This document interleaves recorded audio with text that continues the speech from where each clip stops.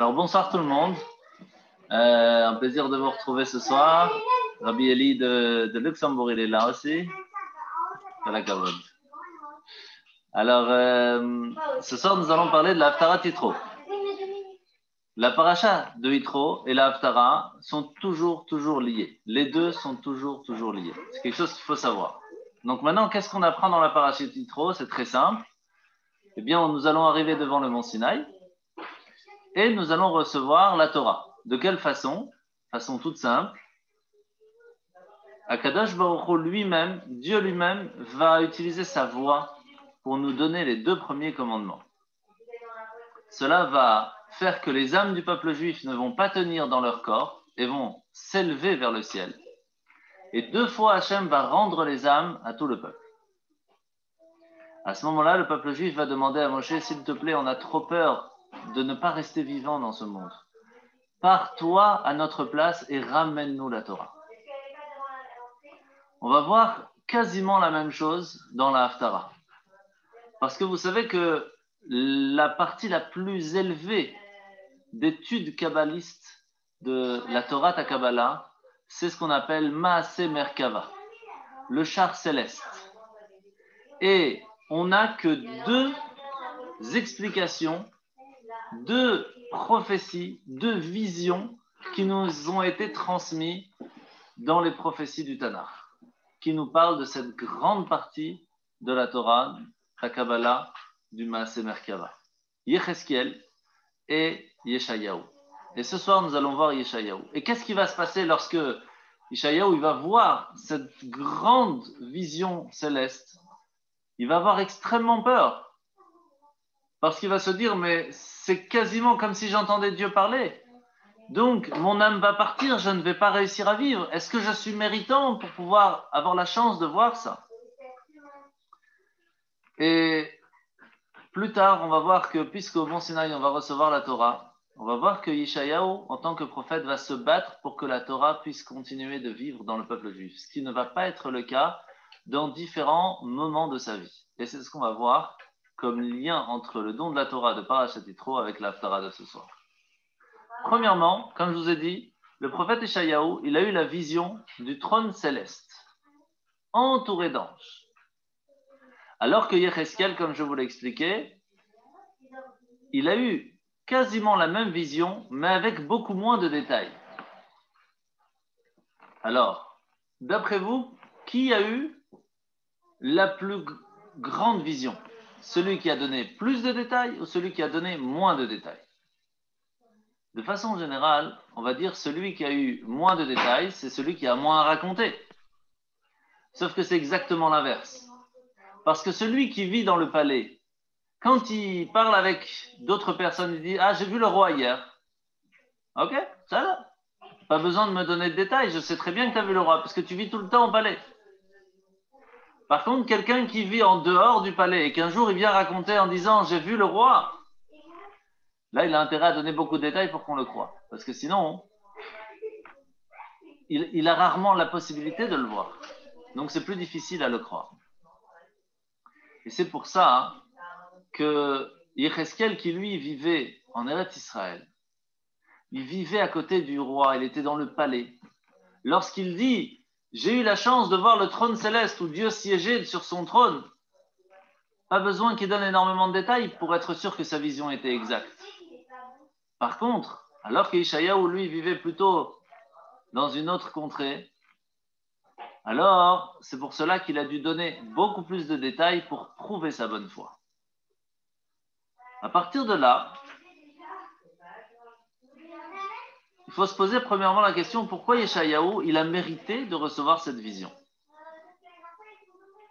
Premièrement, qu'est-ce qui s'est passé lorsqu'il a vu la vision du char céleste? Le Maaseh Merkava, si on essaye de le placer dans les mondes spirituels, il se trouve dans les hauteurs du monde de Bria. Donc nous sommes ici-bas dans le monde de Asiya, le monde de l'action. Tout en bas du monde de l'action. On a le monde qui est juste au-dessus, c'est le monde de Yetzira, le monde de la formation. Donc on est déjà dans un monde qui est bien plus spirituel, mais qui reste quand même un petit peu matériel dans un sens parce qu'il y a déjà la formation de l'univers. Il y a déjà des détails qui sont prévus. Si on monte au-delà de ça, on monte dans le monde de la création, le monde de Bria. C'est là-bas que sont créés les anges, les âmes du peuple juif, et bien sûr, comme on vient de le dire, ce trône céleste qui est un petit peu la base même de l'âme du peuple juif, l'âme de l'humanité, et la source même de la vie de tous les mondes que l'on connaît ici-bas. Qu'est-ce qu'il y a exactement sur ce char? De façon générale, on ramène toujours quelques détails qui sont importants à savoir. Le reste, il faut vraiment aller étudier la Kabbale en détail pour vraiment le comprendre. La base, c'est Adam à Elion, un homme qui est appelé un homme céleste, Adam à Elion, l'homme d'en haut, qui se trouve sur ce char. Donc on ne parle pas ici du Kisei HaKavod, on ne parle pas ici du trône céleste où Dieu siège. On parle ici du char céleste. C'est encore autre chose. Sur ce char se trouve cet homme, entre guillemets, qui est en fait la source de toutes les âmes de l'humanité. Et dans ce char-là, il y a 4 roues. Chaque roue a une sorte d'image, entre guillemets, la roue du shor, du taureau, de l'aigle, du lion et de l'humain. Et notre âme spirituelle, l'âme divine qui fait partie intégrante de Dieu, qui va venir s'intégrer en nous, elle va passer depuis Adam à Elion, qui est en fait la création d'Hachem pour que nous puissions vivre ici-bas. Elle va passer par la roue de Pnei Adam, de la face de l'homme. Pourquoi? Parce que le but de cette âme divine est là pour que l'on soit différent de l'animal. Elle est présente pour nous aider à nous élever au-dessus de l'animal, et comme on va l'apprendre maintenant, même au-delà de l'ange. Par contre, l'âme animale que l'on a à l'intérieur de nous, celle qui nous donne l'envie de manger, qui nous donne le besoin d'aller dormir, etc., elle passe directement par la roue du taureau. Et c'est pour cela qu'on appelle l'âme à Bahamit, Behema, qui est l'animal qui reste entre guillemets pas sauvage. C'est un animal qui est dans la ferme. Parce que c'est un animal qui est cachère quand même. C'est un animal qui est content d'être tranquille, qui ne cherche pas non plus à aller se battre ou autre. Alors comment ça se fait que l'on a des personnes qui ont une magnifique âme spirituelle, magnifique, et de l'autre côté, ont ces envies de tuer, de voler, de jalousie, de recherche d'autre chose que la facilité ou la tranquillité. Alors que d'autres n'ont pas spécialement, en tout cas, on n'a pas l'impression de voir qu'ils ont une belle âme, alors que de toute façon, comme on vient d'expliquer, toutes les âmes viennent du même endroit, donc on a tous la même âme, entre guillemets, parce qu'on va expliquer pourquoi la différence. Et pourtant, leur facilité à contrôler leurs pulsions est plus facile. Eh bien, la réponse se trouve tout simplement dans les détails des étapes que l'âme va passer avant de pouvoir arriver jusqu'en bas. C'est vrai que l'âme spirituelle commence par Pnei Adam, parce que son but, quand elle arrive ici-bas, c'est de nous aider à nous élever au-dessus de l'animal, à nous élever, de s'élever au-dessus de l'ange. Mais malheureusement, il faut qu'elle soit filtrée pour arriver jusqu'à nous. C'est une lumière. Et notre corps n'est pas apte à le recevoir tel qu'elle est là-haut. Donc elle va être filtrée. Mais filtrée par qui? Par quoi? Et c'est là que les potentiels différents de chacun va se créer. Plus elle va être filtrée par des roues, entre guillemets, qui sont animales, plus son potentiel sera animal. Et donc, on aura beaucoup plus de difficultés à contrôler nos pulsions, nos volontés, etc.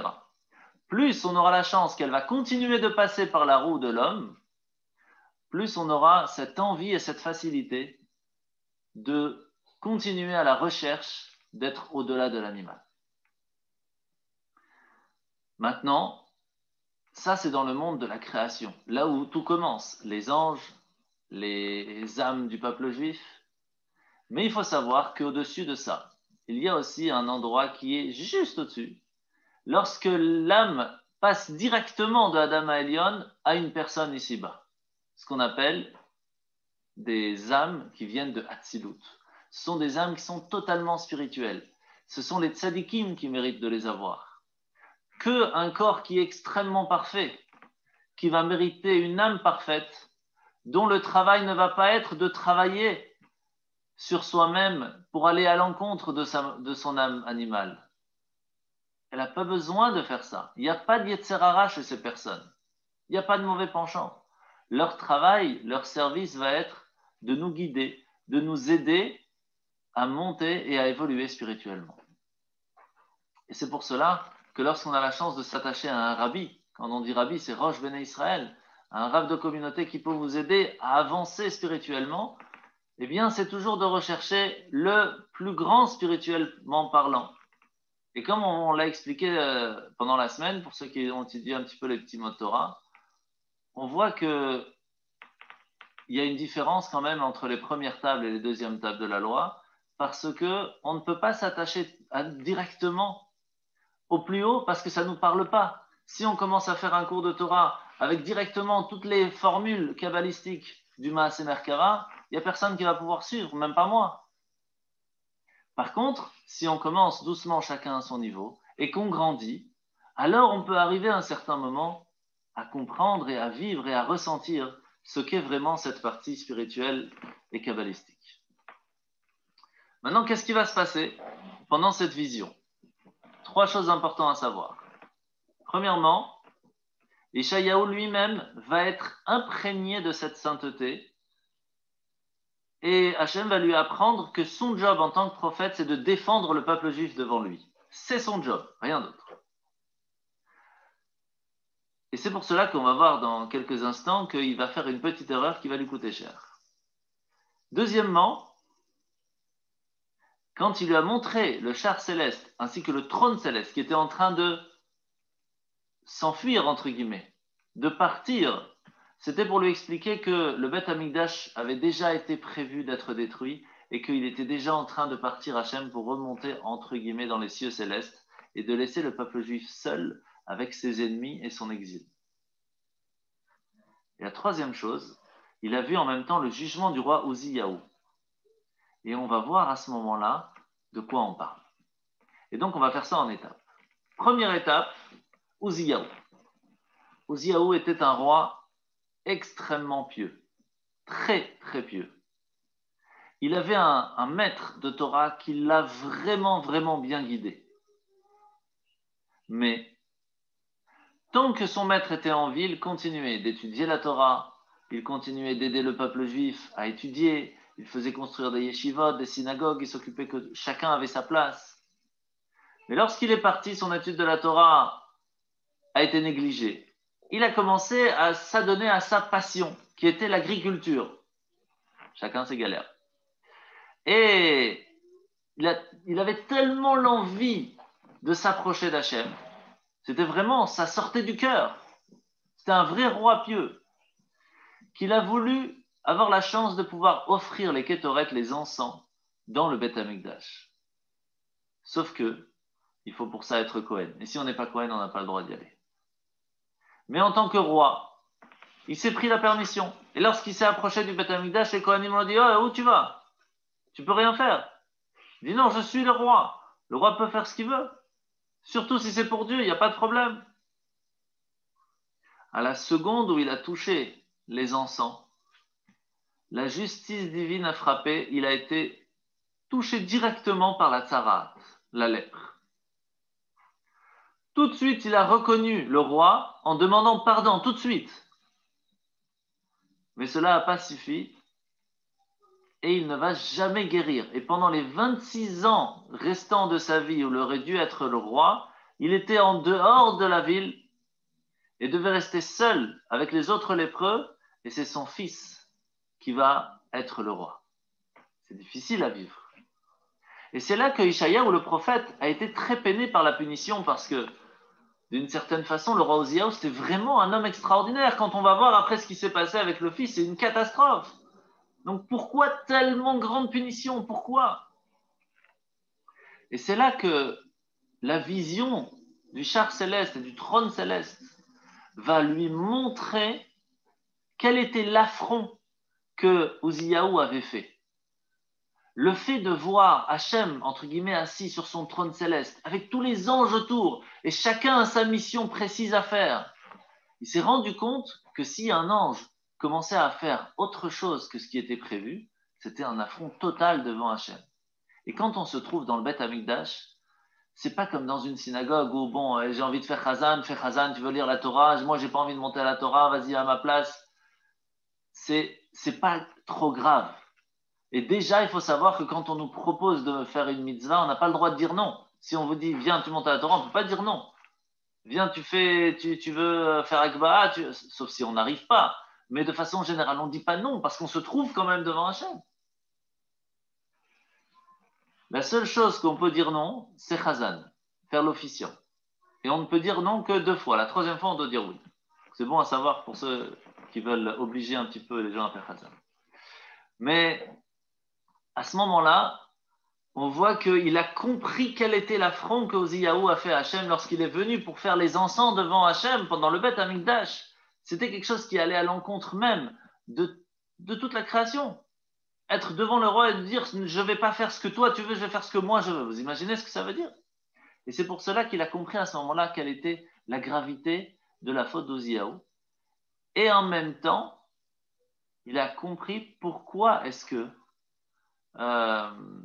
il a reçu cette peine. À ce moment-là, la vision va être que même si le char céleste et le trône s'évanouissaient un petit peu vers le ciel, les pans du talit, entre guillemets, de Hachem, continuaient de descendre jusqu'au Beth Amikdash, jusqu'au temple. Et c'est là qu'il a compris qu'Hachem, même si, entre guillemets, il partait un petit peu du monde et laissait le monde à l'abandon, et donc le peuple juif de la même manière, il comprenait qu'Hachem gérait quand même tout ce qui se déroulait dans le monde et nous protégeait aussi d'une certaine façon. Et c'est là qu'il va avoir la vision des anges appelés des séraphim, les séraphins, que l'on fait dans Keladon, par exemple, Srafim vechayot hakodesh. Il faut savoir qu'il y a 9 sortes de groupes différentes d'anges. De façon générale, on en apprend 4, 5, il faut savoir qu'il y en a 9. Il y a des tafserim, il y a des ophanim, il y a des chayot. Les plus classiques qu'on parle, c'est les chayot. Pourquoi? Parce que ça a le nom d'un animal, parce qu'il est encore très proche à nous. Et il veut monter, sortir de ce monde plus matériel pour monter vers Hachem. Mais quand on arrive au niveau au plus proche d'Hachem, on parle des séraphins, ils brûlent. C'est les soref, ça brûle. Et pourquoi? Parce qu'ils sont tellement proches d'Hachem que ça brûle. Comme quelqu'un qui se retrouverait à côté du soleil et que il ne peut faire que brûler quand il est à côté. Combien d'ailes ils ont les anges? Ils en ont 6. 2 qui couvrent la tête, couvrent le visage. Pourquoi? Pour ne pas regarder la shrina, la lumière divine. C'est beaucoup trop fort pour eux. 2 autres qui couvrent les pieds ainsi que le corps, pour la tsniout, tout simplement. On ne peut pas montrer son corps de façon indécente, et encore moins devant Hachem. Et 2 ailes avec lesquelles ça leur permet d'avancer, de voler et de faire leur mission. D'accord? Il faut savoir qu'il y a d'autres raisons pourquoi est-ce que ils ont 6 ailes. On ne va pas rentrer trop dans le détail, mais de façon générale, il y a une raison de base, c'est qu'ils cachent leurs pieds parce que certains anges ont des pieds qui ressemblent à des veaux. Et ils veulent éviter à rappeler au Tout-Puissant la faute du veau d'or. Maintenant, qu'est-ce qui se passe? Et ça, vous devez vraiment bien comprendre, c'est extrêmement important. Qu'est-ce qui se passe au ciel lorsque les anges sont à côté d'Hachem et prient? Vous savez que beaucoup de prières que l'on a dans la tfila, de façon générale, nous ont été transmises par Moshe Rabbeinu lorsqu'il montait au ciel pour recevoir la Torah. Il va entendre les anges faire la prière, faire l'office, faire des louanges, et il va nous les transmettre. Comme par exemple, Baruch Shem Kevod, etc., Leolam Vaed. C'est une prière qu'on ne peut pas faire à voix haute. C'est pour ça que j'ai dit etc. entre les deux. Et le seul jour où on peut le faire à vote, c'est à Kippour, parce qu'on ne peut pas se permettre de faire cette prière si on n'est pas comme des anges, sans aucune faute. Mais à Kippour, étant donné qu'on est pardonné, on peut se permettre. Alors, vous savez qu'il y a une prière extrêmement importante qu'on ne peut faire que si on est 10. Parce qu'à ce moment-là, Hachem, la Shrina se trouve avec nous, et on peut se permettre de faire sa prière. C'est laquelle? Quand on fait Nagvishar, Venaritzar, Kenoam Siarsot, Sarfe Kodesh. Voici qu'il y a un grand secret des séraphins Kodesh, des séraphim saints. Ameshaleshim Lecha Kedusha, qui sont en train de te bénir et de te sanctifier. Vekeraze, Elze, Ve'amar. Qu'est-ce que ça veut dire? En fait, chaque ange est en train de dire, mais vas-y, toi, commence. Qui je suis, moi, pour pouvoir commencer à faire la prière pour Hachem? Commence-toi. Et l'autre lui dit, mais qui je suis, moi? Commence-toi plutôt. Vekeraze, Elze, Ve'amar. Et c'est quoi Ve'amar? C'est au singulier. Pour nous dire que tous les anges ensemble, à la fin, ils ont compris que si chacun est assez modeste et humble pour se dire, on n'est pas là pour montrer notre propre honneur, on n'est pas là pour chanter au plus fort, ni chanter au plus beau, ni pour montrer qu'ici on est le plus beau des Chazan ou la plus grande communauté. Non, ici, on est en train de prier Hachem. Et le plus important, c'est que chacun, tous ensemble, dans cette unité, on va faire une louange pour Dieu. Et Vekaraze, Elze, Ve'amar, ensemble. Et on va dire ensemble quoi? Kadosh, Kadosh, Kadosh. Ça, c'est la première des bases de la prière des anges Hachem, que l'on a le mérite de faire nous aussi lorsqu'on se trouve à 10 pendant la semaine et encore plus pendant le Shabbat. Il faut savoir qu'il y a plus de 4960 millions d'anges qui disent Kadosh, Kadosh, Kadosh depuis le matin jusqu'au coucher. Et depuis le coucher du soleil jusqu'à son lever, c'est Baruch Kevod Hashem Mimkomo. Et encore, il y en a qui ont le droit de faire ça une fois par jour, comme Michael, Gabriel, des grands anges connus. Il y en a qui ne peuvent le faire qu'une fois par semaine. Il y en a qui ne méritent de le faire qu'une fois par mois. D'autres qui le méritent de ne faire qu'une fois par an. Et d'autres qui ne peuvent le faire qu'une fois tous les 50 ans, ou même des fois une fois au cours de toute leur existence. C'est assez triste pour eux. Sauf qu'il faut ramener ça un petit peu à nous aussi. Il y a des gens qui ont le mérite de pouvoir aller à la synagogue une fois par semaine, ou tous les jours par semaine, ou une fois par semaine au Shabbat, ou une fois par mois pour Rosh Chodesh, ou une fois par an à Kippour, ou une fois dans leur vie. Il faut essayer de se dire, nous pouvons être au-delà même des anges, parce que les anges se doivent d'avoir un niveau supérieur pour mériter de faire ces prières et ces louanges devant Dieu.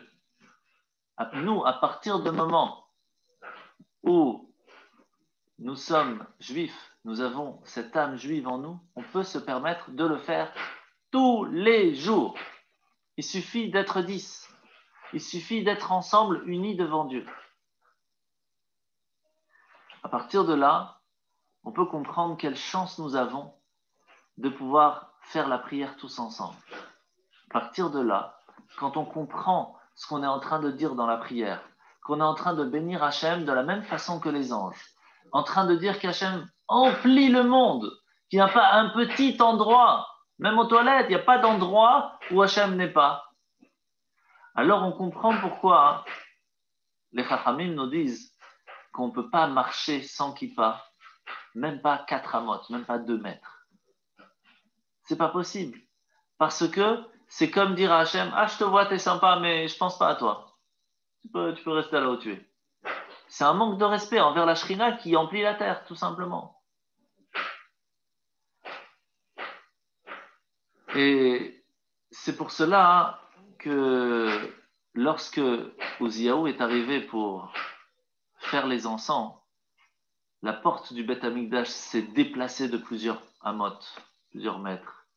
À cause de quoi? L'impact des anges qui sont venus pour juger Uziyahu qui était en train de faire quelque chose qui était à l'encontre de sa place. La fondation même a tremblé. Et c'est pour cela que la punition d'Uziyahu a été si grave de la Tzarat. Parce qu'il faut savoir qu'à ce moment-là, les anges voulaient le détruire directement, les séraphins voulaient le brûler directement. Et quand on dit c'est la justice divine qui a donné à Uziyahu, c'était en fait une très grande bonté de lui avoir permis de pardonner sa faute pendant ces 26 ans de cette façon. À ce moment-là, Ishayahu va avoir bien sûr une réaction très difficile parce que quand il va entendre les anges en train de dire Kadosh, Kadosh, Kadosh, il va pleurer. Il va dire quoi? J'ai pas profité de ce moment-là pour prier, pour moi aussi dire Kadosh, Kadosh avec les anges. J'ai perdu un truc inimaginable. J'aurais pu prier avec les anges en minyan. Il va dire sûrement parce que ni moi ni le peuple juif n'a les lèvres assez pures pour pouvoir le faire avec eux. Et là, Hachem, il va se fâcher. Ce qui va lui dire que tu veux dire que toi, tes lèvres ne sont pas encore assez pures. Dis ce que tu veux, je peux te pardonner là-dessus.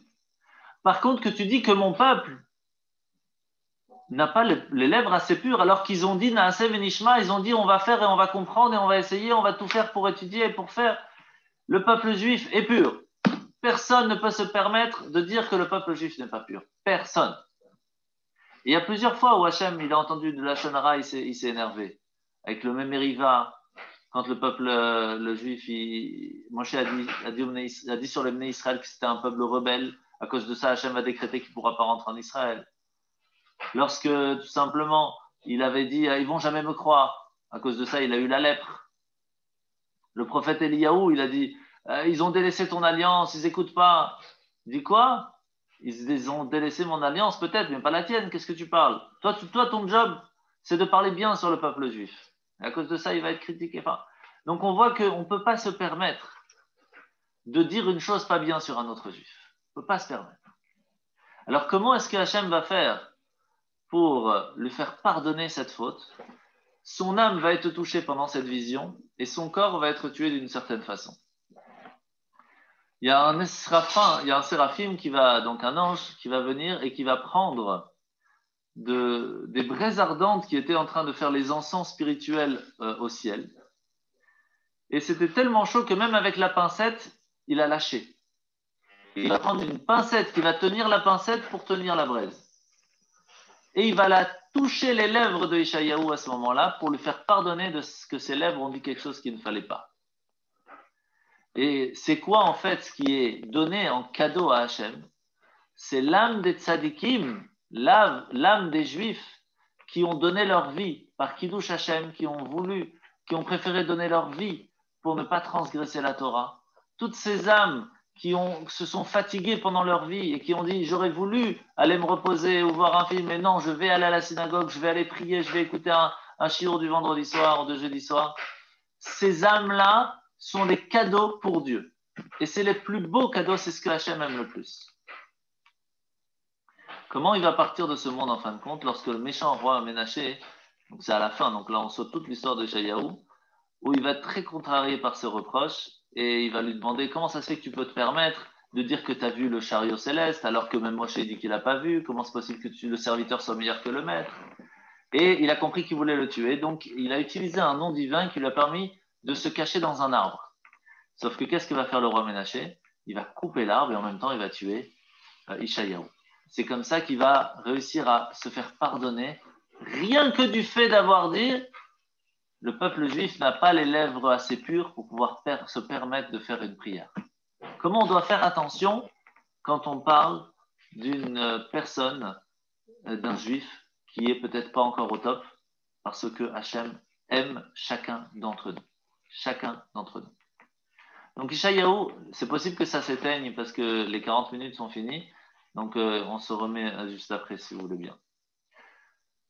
Donc Ishayahu va donc entendre la voix d'Hachem qui va lui dire est-ce que je peux t'envoyer pour réprimander le peuple juif? Il dit je veux bien, mais quoi, quand, quoi, comment? Il dit d'abord est-ce que tu es prêt? Sache qu'ils ne vont pas spécialement t'écouter. Est-ce que tu es prêt, oui ou non? Il dit oui, je suis prêt, j'accepte avec amour tout ce que tu me demandes de faire. Il dit puisque tu n'as pas blâmé mes enfants, tu vas recevoir ma névoie, ma prophétie directement de moi et pas par l'intermédiaire d'autres prophètes. Et grâce à tes prophéties, tu vas pouvoir donner un réconfort aux Juifs très fort. Et c'est pour cela qu'il va donner d'une certaine façon le début de l'exil, en disant au peuple juif que En Malasot, l'exil est déjà prévu. Donc, malheureusement, il faut vraiment une teshuva énorme pour annuler la destruction du temple et annuler l'exil. que c'est déjà prévu qu'il y a 1/10 du peuple juif qui allait survivre, et que même après ça, c'est pas sûr que ce sera facile, et ça, c'était prévu déjà au temps d'Échaïaou, et que la seule chose qui permettra le retour, c'est l'étude de la Torah et la Teshuvah. Alors on va finir, on verra si on aura le temps. Au temps de Achaz, le fils de Yotam, qui était lui-même le fils d'Oziaou, donc le petit-fils de Oziaou qu'on a parlé, qui était un roi pieux, va savoir une chose extrêmement importante. Il se dit, s'il n'y a pas de chevreau, il n'y a pas de chèvre adulte, il n'y a pas d'enfant, s'il n'y a pas de troupeau, il n'y a plus rien. Donc il a dit, voilà ce qu'on va faire.